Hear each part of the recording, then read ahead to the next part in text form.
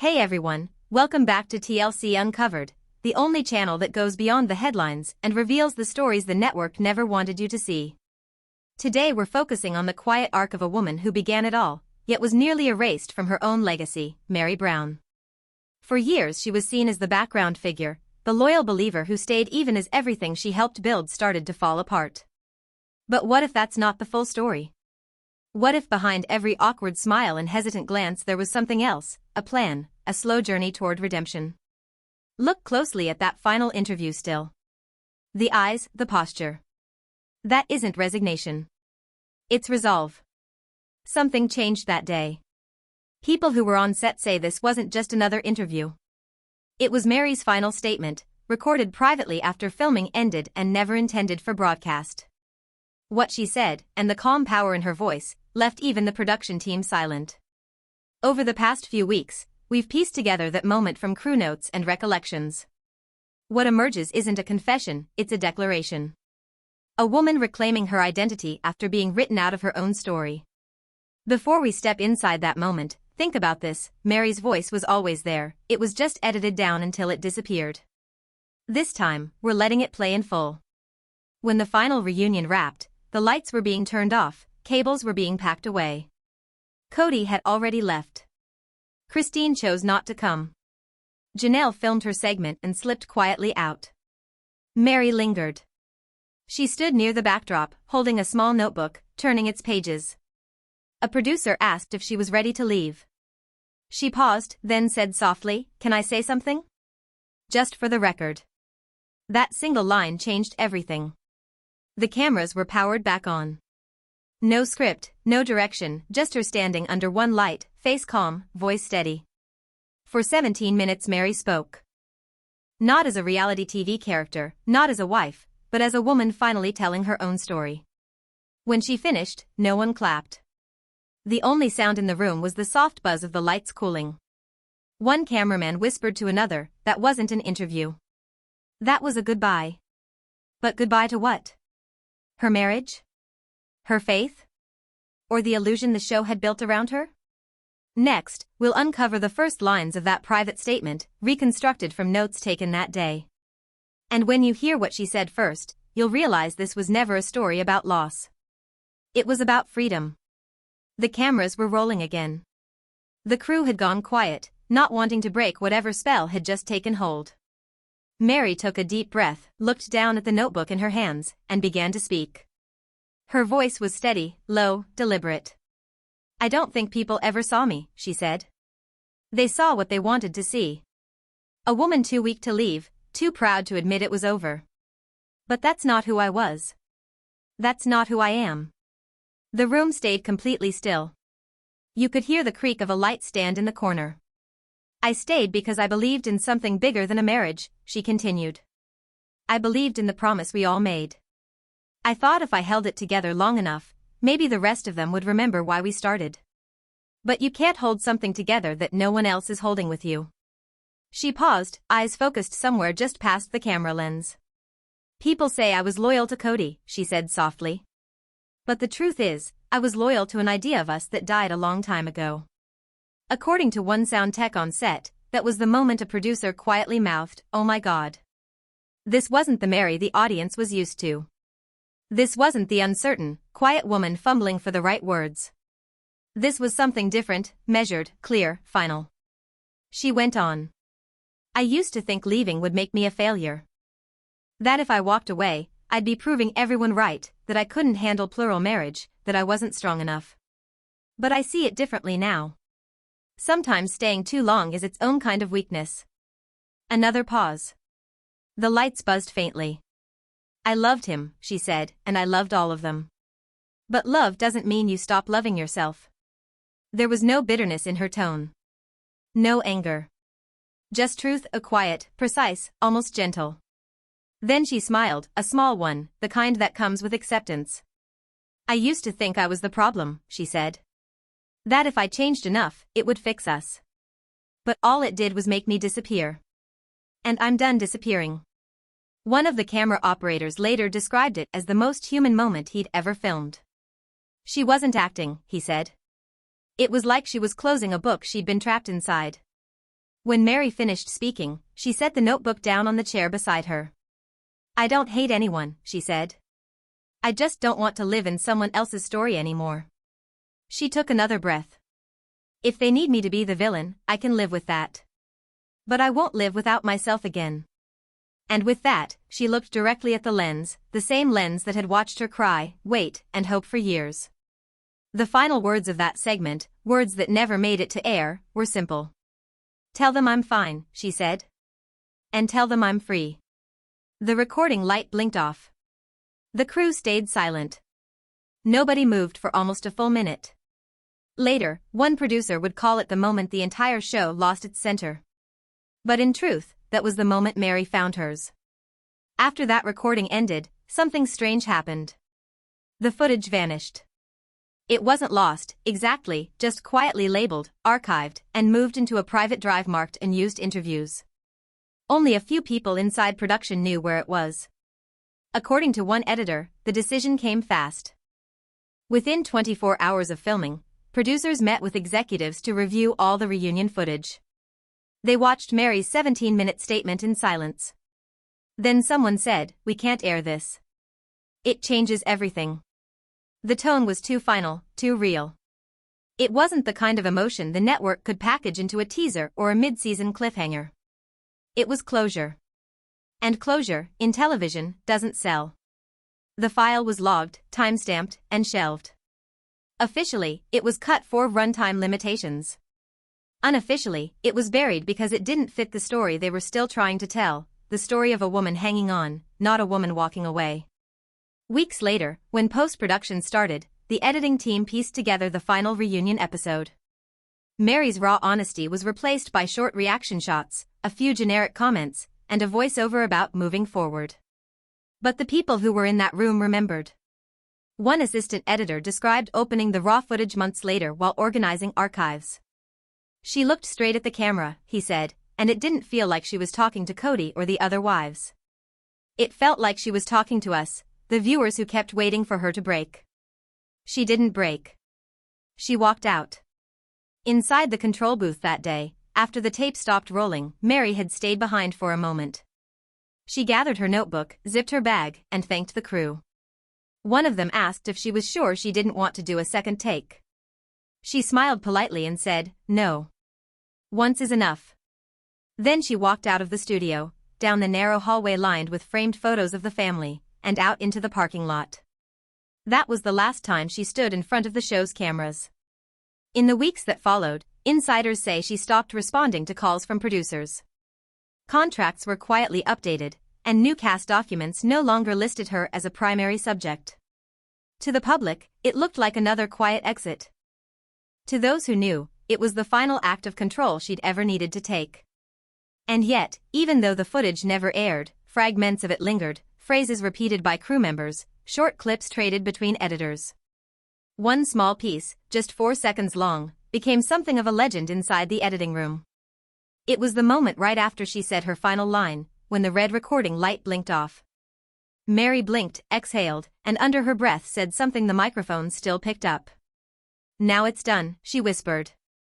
That was it. 3 words. But they carried more weight than an entire season's worth of confessionals. For years, the show had revolved around control, who had it, who wanted it, who was losing it. In that single moment, Meri quietly took it back. Next, we'll look at what happened in the days after the taping, the internal emails, the calls, and the growing unease inside the production office as they realized what that recording meant. Because once one person walks off the script, the whole story begins to unravel. In the days after that taping, the production office felt different. The atmosphere that had once been routine, coffee brewing, assistants swapping notes, editors scrubbing through footage, suddenly felt tense. No one wanted to be the first to talk about what they had seen. Emails started circulating from the top floor. "We're re-evaluating the tone of the reunion," one memo read. "Please do not include the Meri clip in any preliminary cuts." Another message, shorter, said simply, "sensitive material. Hold back until further notice." People who had worked on the show for years understood what that meant. It wasn't a request. It was a quiet order to forget. A junior producer later described it like this: "You could feel the fear. Not fear of Meri, but of the truth she represented. She broke the rhythm. She spoke like the show was already over. Meetings followed, closed-door sessions where network executives debated how to reshape the ending. Some wanted to frame it as an open journey, to keep viewers hooked. Others said they needed a new villain, a new arc, a new distraction. Meanwhile, word about Meri's statement started spreading beyond the production room. Editors told their friends. Assistants whispered about it during lunch. One person compared it to finding a missing chapter of a book everyone thought they understood. What no one realized was that Meri herself had already moved on. She stopped answering emails, skipped the wrap party, and began posting quiet messages about peace, self-worth, and closure. Each one was small, almost cryptic, but for those who had heard her speech, it was clear she was still writing her own ending. Inside the network offices, the conversation shifted from what do we show to how do we control what's next. The fear wasn't that viewers would be angry. The fear was that they would finally see her as the one person who had stepped out of the frame. A week later, an editor found the entire 17-minute file missing from the shared drive. The metadata showed it had been transferred to an external archive under executive supervision. When asked, a supervisor said, "It's preserved, but it's not for release." That was corporate language for buried. One by one, the people who had worked closest on that sequence began to leave the project. The assistant director, the audio lead, a camera operator, all citing creative differences. But before they left, a few made copies. Personal backups, saved quietly on private drives. It wasn't about leaking it. It was about keeping proof that it happened. Months later, when season promotion began, none of Meri's final scene appeared in trailers. No mention, no reference, not even a still photo. It was as if that day in the studio had never existed. But among the few who had witnessed it, the silence spoke louder than any headline. Because they understood something the network couldn't spin, once a person tells the truth, even quietly, the truth starts moving on its own. Next, we'll explore what that truth did once it escaped the studio, how fragments of the transcript began to circulate, and how fans started asking questions the producers couldn't answer. Because you can bury a file, but you can't bury a voice. It started quietly. An anonymous message appeared in a small online fan forum one night, claiming to contain excerpts from an unreleased Meri Brown interview.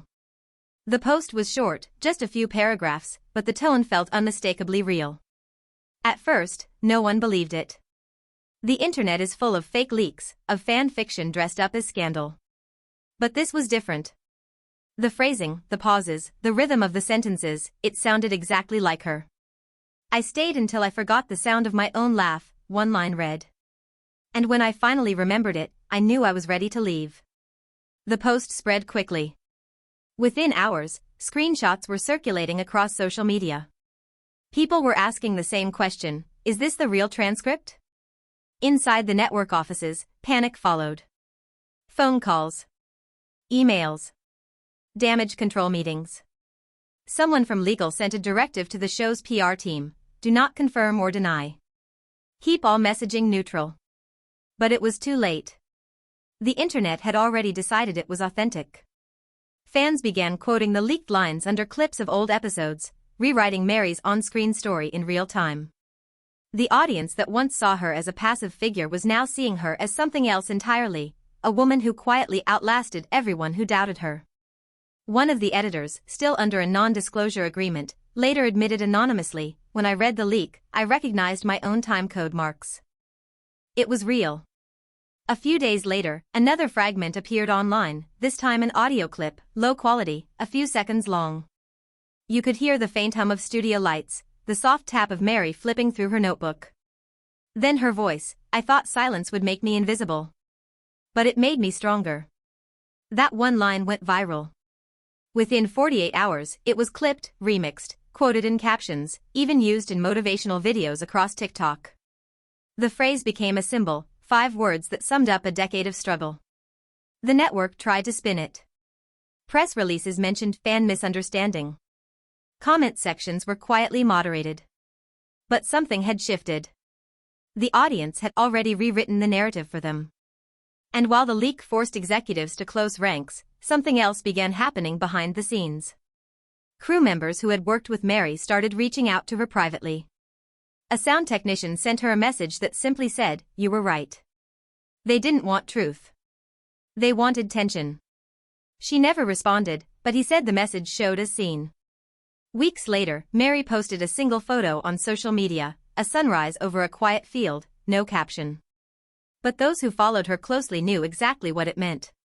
It wasn't goodbye anymore. It was a beginning. The more the network tried to silence her, the more people wanted to hear her. And slowly, that unreleased statement turned into something larger, a conversation about honesty, manipulation, and how much of what we see on screen is ever real. By the time legal teams managed to trace the source of the leak, it didn't matter. The story had escaped. It had taken on a life of its own.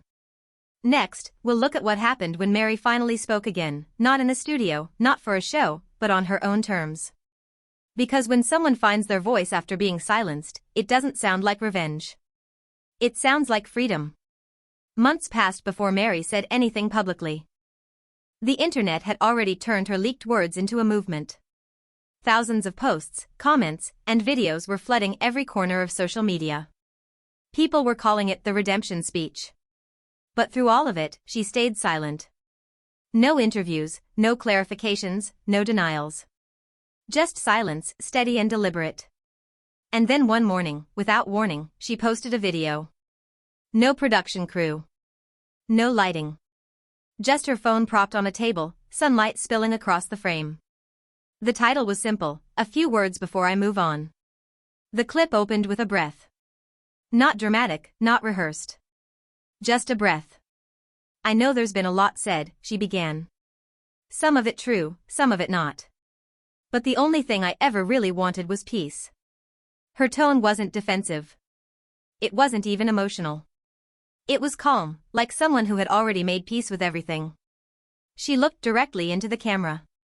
"When I spoke that day," she said, "I wasn't trying to make a statement. I was trying to close a chapter. It wasn't meant for television. It wasn't meant for the world. But maybe it was meant for whoever needed to hear it." The comments filled instantly. People thanking her, calling her brave, some even apologizing for judging her over the years. But what stood out most wasn't the sympathy, it was the recognition. People saw themselves in her. The staying too long. The hoping. The quiet endurance. She continued. "Sometimes the hardest part of any story is when it stops being about someone else. For so long, I was a character in a show. But I forgot that I was also a real person. That's what I found again. The real person." She smiled softly. "And that's who I'm choosing to be now." The video lasted just under 6 minutes. There were no edits, no music, no sponsorships. Just her voice. Within hours, it had over 500,000 views. By the end of the week, it had been picked up by news outlets across the country. Articles described it as raw, honest, and a quiet revolution. But for those who had watched her journey from the beginning, it was something else entirely, a full-circle moment.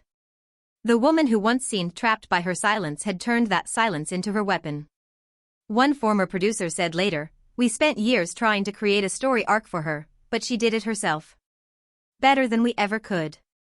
After the video, Meri disappeared again, at least from the spotlight. She didn't post follow-ups or interviews. She didn't cash in on her moment. She just lived. And that, maybe, was the most powerful statement of all. Still, inside the network, her name kept coming up. In meetings, in memos, in conversations no one wanted on record. Because they all knew something had changed. The audience had moved on, not from her, but with her. Next, we'll uncover how the network reacted to that shift, the emails, the panic, and the desperate plan to recapture a story that no longer belonged to them. Because when control slips away, power follows. Inside the network offices, the tone had shifted from concern to full-blown crisis. The numbers told the story first. Meri's 6-minute video had more engagement than any official promo the show had released in years. Her name alone was trending across platforms, while the newest season teaser barely moved the needle.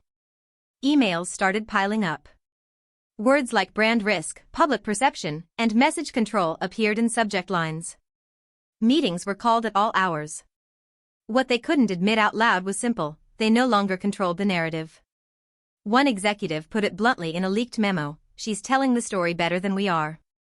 Producers were instructed to brainstorm ways to fold her back into the show's future, voiceover tributes, retrospective specials, anything that could reconnect the brand to her resurgence. But there was one problem. Meri wasn't returning calls. She had quietly declined every request, every offer, every chance to clarify her statement on camera. To the network, it looked like defiance. To everyone else, it looked like freedom. Meanwhile, editors noticed something strange in the data. Every time Meri's clip was shared, viewership on older episodes spiked, but not the ones the network expected. It wasn't the early happy family seasons or the dramatic finales. Viewers were going back to the quiet moments, the pauses, the awkward silences, the episodes where she seemed distant. It was as if people were rewatching history with new eyes, seeing what they'd missed before. That realization terrified the executives. Because when an audience starts connecting the dots on its own, it doesn't need the producers anymore. A conference call was scheduled, marketing, legal, creative, all in one virtual room. The agenda, managing the Meri problem. Someone suggested releasing unseen footage to show her in a balanced light. Another proposed a podcast interview to contextualize her words. But a senior advisor shut it down. "Context isn't the problem," she said. "The problem is authenticity. We've been editing out the very thing people were waiting for her to show." For a few seconds, no one spoke. They all knew she was right. That week, the network began testing a new campaign behind the scenes, a pivot toward empowerment narratives, hoping to ride the wave she had created. But the audience could tell. It felt forced. Staged. Manufactured. The truth was, Meri had done what reality TV was never built to handle. She had given the audience closure. And closure doesn't trend, it heals. Behind closed doors, a senior producer admitted to a colleague, "We thought she was ending her story. Turns out, she ended ours." Next, we'll look at how that quiet realization reshaped everything, from the show's future to the way fans talked about it, and how Meri's silence became the loudest voice in the entire franchise. Because sometimes, walking away isn't an ending. It's a beginning everyone else is forced to watch. Weeks passed, and Meri didn't say another word. No interviews, no posts, no appearances. Just silence. But somehow, that silence began to echo. Every week, fans posted the same question under new episodes: "Where's Meri?" The replies were always the same: "She already said everything she needed to say." Clips from her old interviews began circulating again, but they hit differently now. Viewers noticed the pauses between her sentences, the half-smiles, the way she looked down when others spoke. They weren't signs of weakness anymore. They were evidence, proof that she had been holding her truth for years. A YouTube commentator described it perfectly: "It's like we're finally hearing her in reverse." All the things that looked like surrender were actually her building her exit. The network tried to fill the void with new storylines, business ventures, new relationships, even rumors, but nothing stuck. The comment sections told the real story. Every clip without Meri felt empty. She had become the ghost that haunted every frame. Meanwhile, her quiet absence was inspiring people far beyond the show's audience. Viewers who had once watched for entertainment were now writing essays, blog posts, even podcasts about self-worth and autonomy. One article went viral with the headline, "The Art of Leaving Quietly, Lessons from Meri Brown." No sponsorships. No hashtags. Just truth spreading in its simplest form. Inside the production team, some started to feel conflicted. One editor said privately, "We spent years trying to make her story fit a narrative that wasn't hers. And when she finally took it back, we realized we'd been editing the wrong person all along." Ratings continued to slip. The reunion specials felt repetitive. The audience had moved on, but in a strange way, they hadn't abandoned the story, they'd just rewritten who the main character was. And through it all, Meri stayed still. No press tours. No network rebuttals. Just quiet, steady peace. That stillness became contagious. Her followers began using her quotes as affirmations. "I'm done disappearing" was printed on shirts, mugs, notebooks. Not as merchandise from her, but from fans who wanted to remember what she represented. Someone once said, "When the right person goes quiet, the whole world starts listening." That's exactly what happened here. Her silence wasn't retreat. It was a statement louder than anything she'd ever said on camera. And for the network that had built its empire on confessionals and chaos, that silence was devastating. Because for the first time, they had nothing to sell. In the next part, we'll explore how that silence rippled outward, how it forced other cast members to confront their own truths, and how a single act of quiet honesty can shift an entire storyline that millions once believed was unshakable. Because once one person stops performing, everyone else has to decide who they really are. The ripple didn't start as a headline. It started as a feeling. Something had changed in the way people were watching the show. The tension that used to keep viewers glued now felt uncomfortable. Scenes that once looked like family disagreements suddenly looked like performances no one wanted to give anymore. Crew members noticed it too.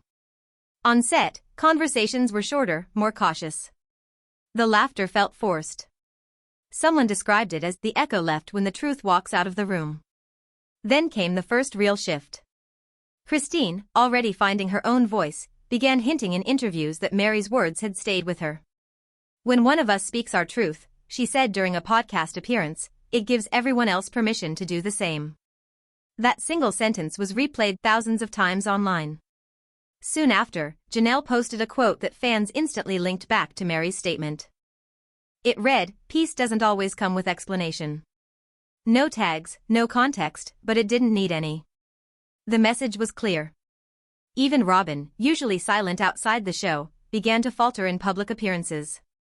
Viewers picked up on the defensive tone, the nervous glances, the way she avoided direct questions about the family's division.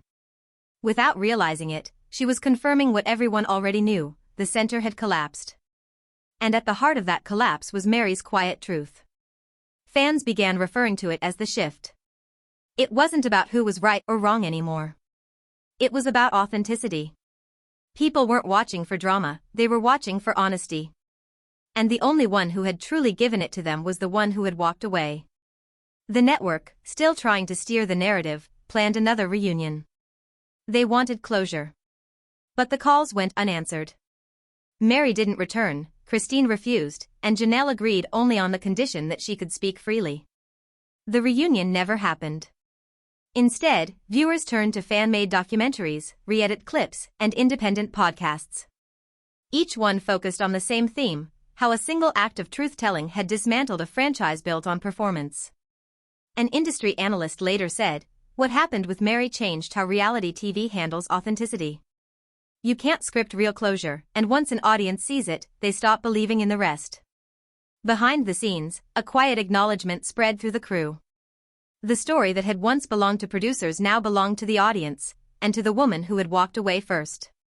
Her influence went beyond ratings or contracts. She had done something simple and revolutionary: she had told the truth and then stayed silent long enough for everyone else to hear it. Next, in the final part, we'll close this story where it truly ends, with the legacy she left behind, and what her redemption really means after all the lights, cameras, and years of noise have finally gone dark. Because in the end, redemption isn't about revenge or victory. It's about finally being seen as yourself. The years that followed were quiet ones. No more confessionals. No dramatic reunions. No final episodes. Just silence and peace. Meri moved far from the spotlight, into a life that didn't need an audience. The cameras had always wanted to capture her pain, but now there was nothing left for them to film. The story was complete. When people spoke about her online, it wasn't as a former cast member anymore. It was as a symbol. For some, she represented resilience. For others, the quiet power of walking away. But to everyone who had followed her journey, she was something more, a reminder that sometimes the bravest act is not speaking louder, but choosing when to stop speaking at all. Fans kept her words alive. "I'm done disappearing" became a phrase of strength. "Tell them I'm fine" became a message of release. And somewhere between those lines, people found pieces of themselves. What made her story different wasn't the drama. It was the stillness that came after it. The stillness of truth that doesn't need to be proven anymore. Inside the industry, her exit became a case study. Executives debated it in meetings. Writers referenced it when talking about narrative control. But the irony was lost on them, because the very thing they tried to control was the thing she set free. They couldn't market it. They couldn't monetize it. They couldn't script it. It was simply a human moment that outlived the show that created it. Years later, when asked in a small podcast interview about what redemption meant to her, she gave the shortest answer of her life. Redemption, she said, is when you stop trying to explain your worth. There was a pause. Then she smiled the same calm, unhurried smile that had once silenced an entire studio. You don't have to win, she said. You just have to be free. And with that, the interview ended. No dramatic music. No final question. Just a quiet fade to black. If you listen closely to that final moment, you can almost hear it, the soft exhale of someone who finally stepped out of the story and back into herself. That's the real redemption arc. Not revenge. Not vindication. Just peace. And for everyone who watched her story from beginning to end, that peace became the ending they didn't know they needed. Because sometimes the strongest thing you can do is leave the noise behind and let the silence tell the truth for you.